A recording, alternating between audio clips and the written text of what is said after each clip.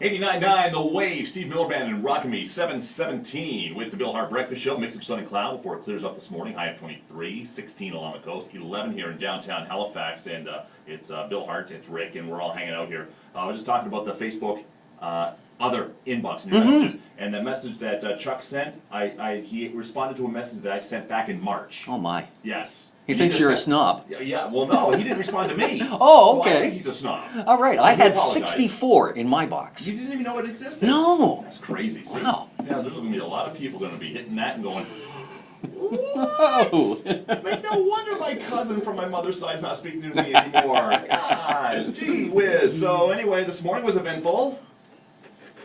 You know, after, it was around 1:45. Okay. Phone rings.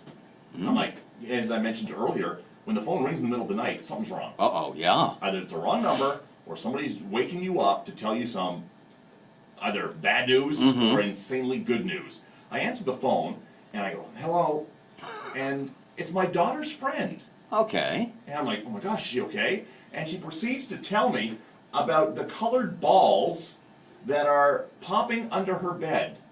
Is this something from a Stephen King novel? I have no idea. I'm like, I'm half asleep myself, wondering, Okay. what the heck? And I go, you should really go back to bed. And it was silence. So either she fell asleep on the phone or what. Obviously, she was sleepwalking. Oh, yeah. Yeah. And you do some strange things when you sleepwalk. Because I remember my sister came down over the stairs. My mom had friends over, and she came down over the stairs and proceeded to use the bathroom in the kitchen by sitting on the garbage can. Oh, no. She did this.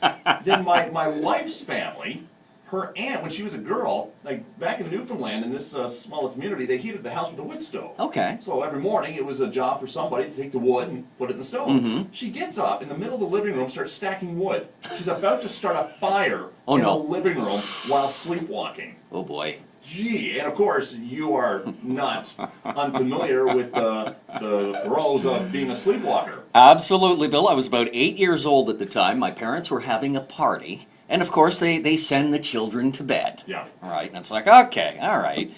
And apparently, during this party, thankfully, my mom heard the stairs creaking because I was walking down the stairs, totally oblivious. Sure. And yet I'd already disrobed out of my Superman pajamas.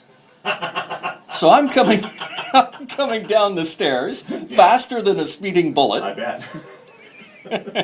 There's another pun I could throw in there, but we'll stay away from that one. Sure. So my mom spotted me. She grabbed the blanket off the couch, wrapped it around my shoulders.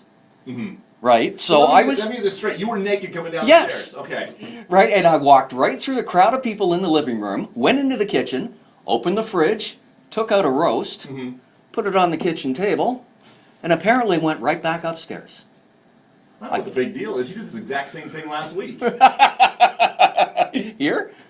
Did I? Don't you remember? No.